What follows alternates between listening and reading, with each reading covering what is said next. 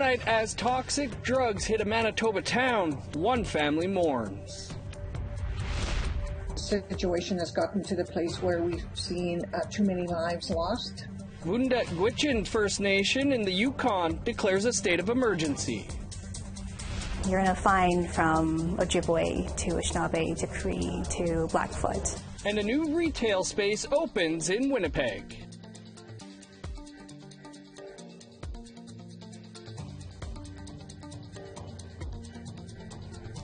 Good evening, I'm Dennis Ward. Welcome to APTN National News. A Winnipeg family is grieving, saying their 31-year-old son suffered a catastrophic brain injury due to an overdose Saturday night in the Paw, a community in northern Manitoba, and he won't be coming home. APTN's Leanne Sanders reports. We got the results from the MRI.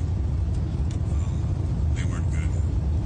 My son suffered a catastrophic brain injury that there's no coming back from. My son is gone. Joe Foray has been updating family and friends on Facebook since his son Harlan overdosed in the Paw Saturday night. In a post last night, Foray said Harlan was being brought back to Winnipeg to see if he could possibly be an organ donor. We're taking that route because that was the spirit of Harlan. Harlan loved everybody. He loved giving of himself to help anybody at the drop of a hat. So in the spirit of his life, we thought that this would be the best thing, that he would continue to help others in his death. RCMP continued to investigate the suspected tainted drug overdoses of Foray and 3 others at an establishment in the Paw on Saturday night. According to Foray, the other 3 were revived with Narcan. 2 more people overdosed later that evening at the same place. RCMP released photos of the drugs so people know what to watch out for. The idea is to get that message across that if you do take it, be careful of what you have right now, because this is, like I say, we're most likely going to lose one of the individuals in this case, and it's unfortunate. We don't want to lose any more. Harm reduction worker Krista Tooley is not surprised by the overdoses. We have definitely seen toxic drugs in the community. It is not new to the community. We know that Canada has a toxic drug supply right now, so it's not new to anywhere in Canada. A lot of communities are experiencing these same poisonings. Meanwhile, RCMP reported that a vigilant nurse in Thompson General Hospital turned over a small box containing 7 vials of an unknown crystal-like powder to them on Saturday night. While testing is ongoing, RCMP believe the drugs may be the same substance that was discovered in the Paw. RCMP say 1 person overdosed in Thompson.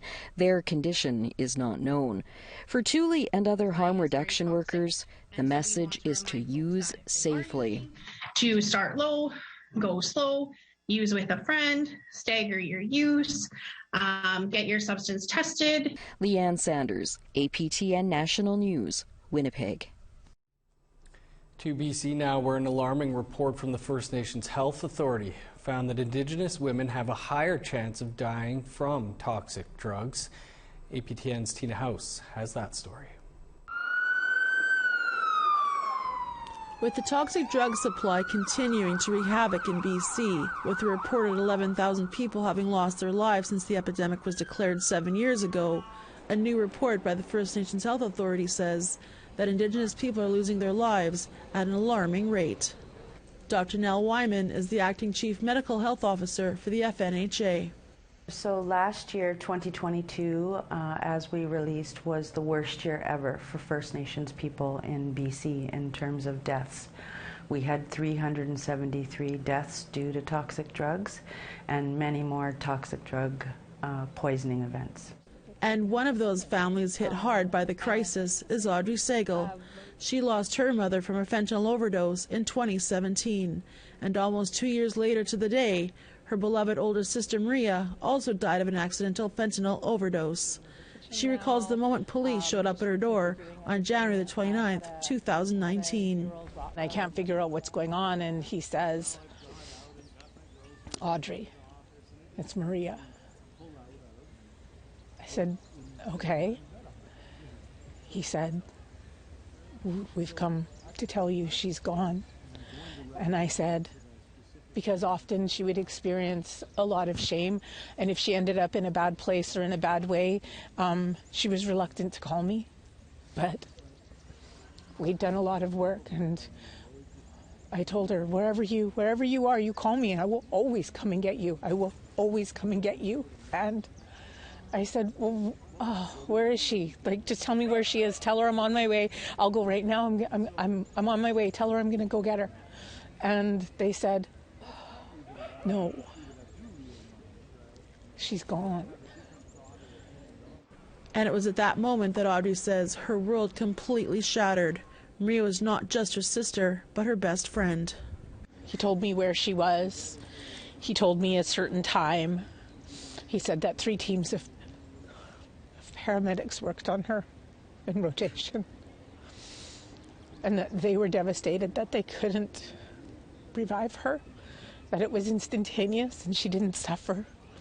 Research has shown that Indigenous women are 11 times more likely to die from toxic drugs than any other population. Dr. Wyman says they are currently establishing more treatment centers and community support for those on the front lines. Do not use alone if at all possible. If you have to use alone, and you have a phone, try to use something like the Lifeguard app. Be aware of drug alerts that go out in your community. If you have access to drug checking or drug testing strips, for example, it would be good to use. And as for Audrey, she says she still struggles with grief every day. It's not the same. That I'm not the same. That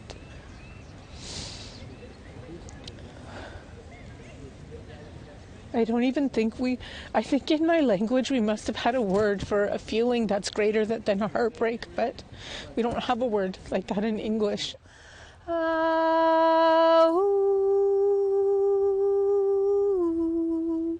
Tina House, APTN National News, Vancouver. Now, as the Yukon continues to grapple with an addictions crisis, the northernmost First Nation in the territory is the latest to declare a substance use emergency. Sarah Connors has more. The Vuntut Gwitchin are the northernmost First Nation in the Yukon. Their community of Old Crow is the only fly-in community in the territory. But this isolation hasn't shielded them from the substance use crisis.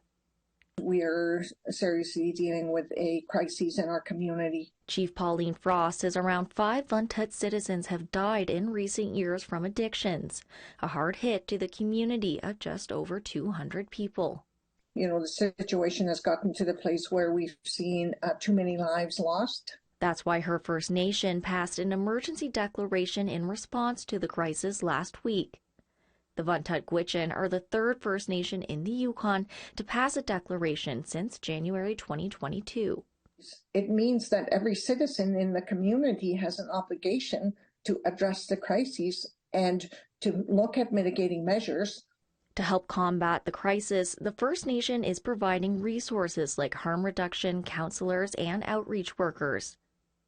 Frost says after putting out a notice for treatment in March, over 30 citizens applied.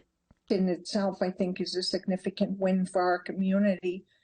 The impacts of addiction continue to be felt in the territory. The Yukon's Coroner's Service is investigating 4 deaths that happened in a 3-day span earlier this month. Chief Coroner Heather Jones says while the deaths are unrelated, all 4 appear to be linked to substance use.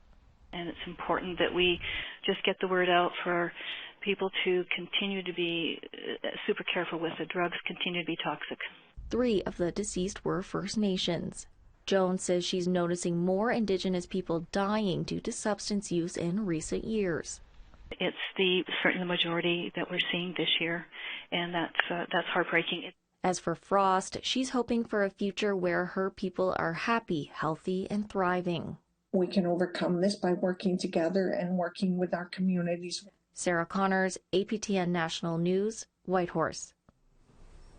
In Alberta, Premier Danielle Smith was in Enoch Cree Nation this week to announce $30 million in funding to build a new centre for addictions treatment. APTN's Danielle Parody was at the event and joins us now. Danielle, thanks for being with us. Can you tell us a bit about the announcement made yesterday?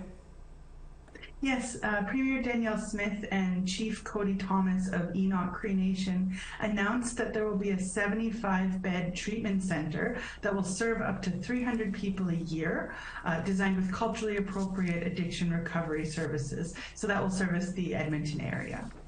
And now there's been some controversy as to this involuntary treatment being explored in Alberta. Can you tell us about that? Yes, although the center itself is not designed for involuntary treatment specifically, that's been a big issue as we prepare for an election in Alberta. Both Premier Smith and Chief Thomas spoke about the addiction issues that people in Alberta are facing and the resulting social disorder. Chief Cody Thomas said that the center is going to be a very important resource for the community, and he told reporters that he supported involuntary treatment in some cases. Here's a clip of him discussing. We're seeing our members in psychosis, and the resilience that we have as leadership and our frontline staff with health. We tried the mobile crisis response, and we still are working towards that initiative, but when are we going to say enough's enough to just watch our people deteriorate and die in the streets? It's not an Edmonton or a Calgary or a province problem. We're all in this together, and we're all affected by individuals that are addicted. We form tandem. They come out in 24 hours and they're back to the same thing. At least give them that glimmer of hope.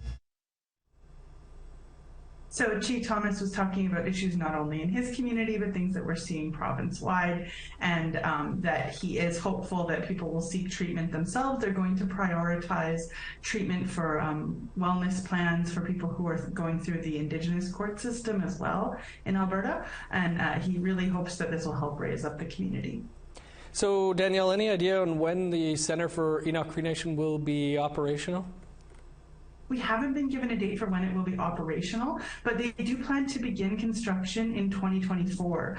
They were able to save some time using treatment designs based off of the Kenai Blood Tribe, based on the work that they did for the architecture, so that will help save some time. There are also 9 different centers being planned across the province, including the Blood Tribe and a couple in the northern and central region.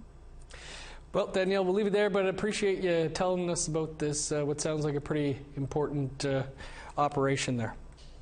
Thanks, Dennis. Well, as you're hearing, communities right across this country are dealing with issues related to addictions and mental health. We'd like to hear if you're being impacted. Here's how you can get in touch. You can send your emails to news@aptn.ca or leave a comment on our website. That's aptnnews.ca. You can also find us on Facebook, Twitter, Instagram, YouTube, and TikTok. Time to step aside for a quick break. Still to come, a new store opens to bring Indigenous wares to Winnipeg. My favorite part of the store is probably going to be the sage.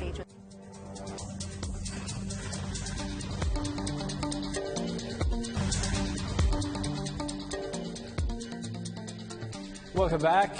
The person tasked with helping the federal government fulfill one of the MMIWG inquiry calls to justice was before a Senate committee Tuesday morning. Former journalist Jennifer Moore-Rattray is now the special representative to Crown Indigenous Relations Minister Mark Miller. The appointment of an Indigenous and human rights ombudsperson is one of the calls to justice in the final report of the inquiry. Moore-Rattray told the Senate Committee on Indigenous Peoples about some of the feedback she has been receiving from communities in recent weeks, including the urgent need for a red dress alert system. And they talked about a red dress alert. They talked about the critical importance of a red dress alert. That basically the systems and structures are all in place, the mechanics, the technology, all in place, ready to go, and just how important that is. But with families setting the parameters and deciding when a red dress alert is sent out. After a fatal hit and run, Broken Head Ojibwe First Nation in Manitoba is demanding stronger safety measures to calm the busy highway running through their nation just north of Winnipeg. Hundreds of thousands of cars use Highway 59 to pass through the nation each year. 75-year-old Larry Hodge was struck from behind while walking to work on April 20th and was pronounced dead at the scene. As with many First Nations across the country, there are no public options for transportation. At a recent press conference, Broken Head Ojibwe Nation said that high speeds and low lighting puts people along the highway at risk. Chief Gordon Bluesky says they've been asking the province of Manitoba for infrastructure improvements for decades. He was 75 years old. 75 years old. And he got hit walking to work. He was still working. He was still very active. He's a very kind person, someone that's been very active through our community throughout the decades that he's lived with us. And it's just unfortunate that we're in a situation now where we're talking about his sudden passing because of things that we feel should be made available to our community in the first place.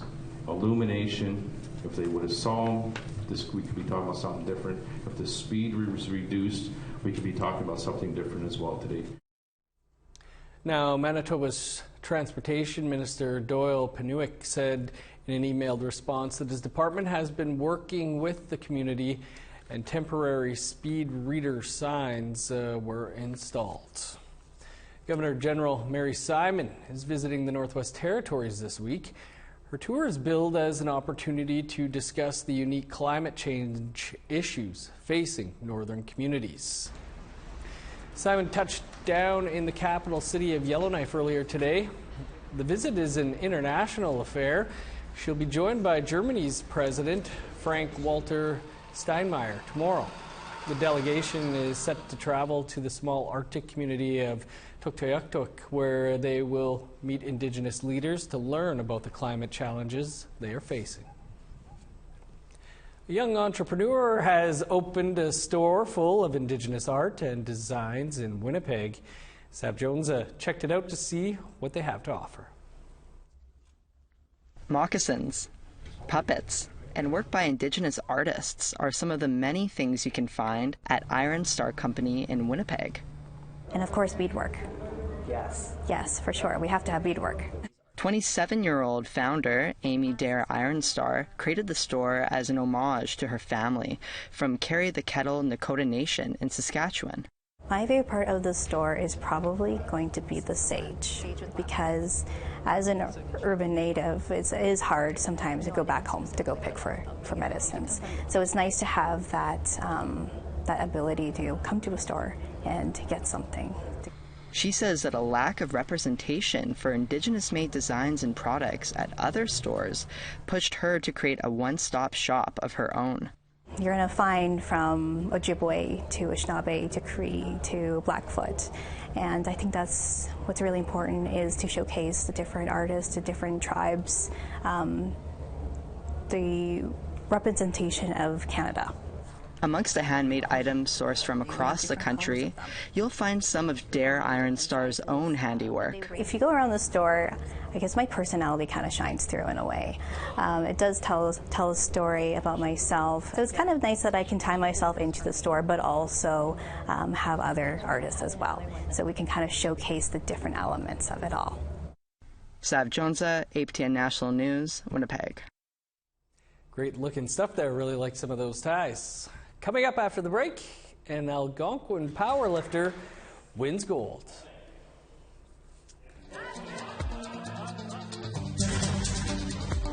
Welcome back. Time now for our photo of the day.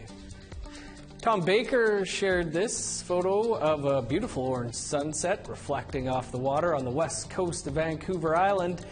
Thanks for that, Tom. If you have a great photo, you can send it to share@aptn.ca, and it might just be our next photo of the day.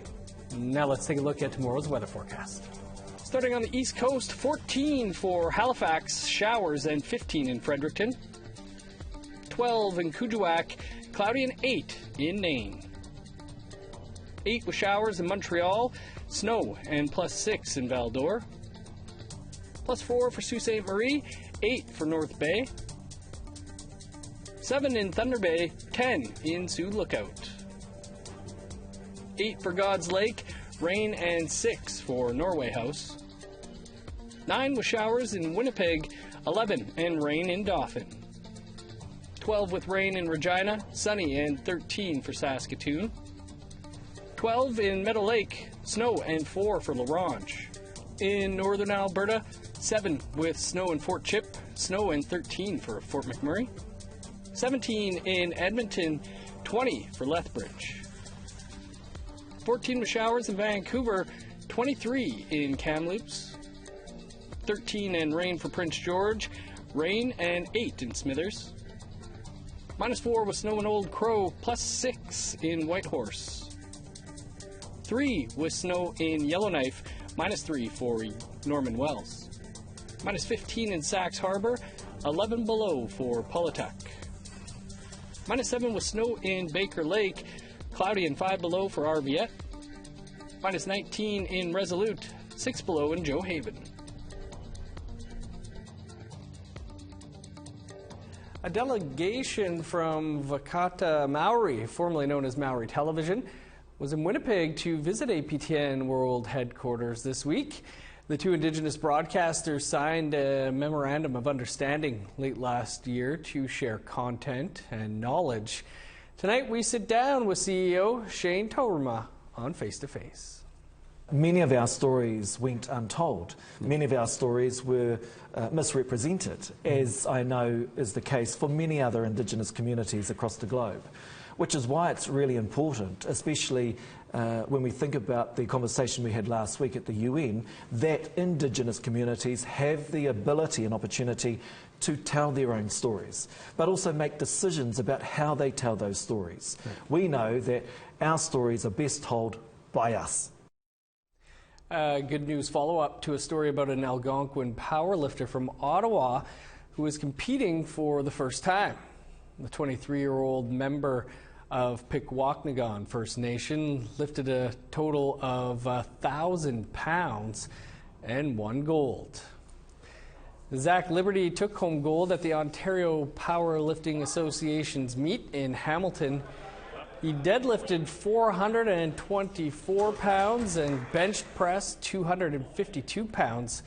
He also did a squat of 330 pounds. It took a decade of training, but his dedication in the gym has paid off. Congrats, Zach. So your mom was pretty proud too. That's all the time, all the news we could fit in tonight's newscast. For much more on More News Anytime, you can visit our website, aptnnews.ca. Be sure to join us tomorrow live at 3 p.m. Eastern. That's when we will be putting Indigenous comedy in focus. Now stick around. Face to Face is up next. We're sitting down with Vakata Maori CEO Shane Toruma. I'm Dennis Ward. Thanks for being with us. Have a great night.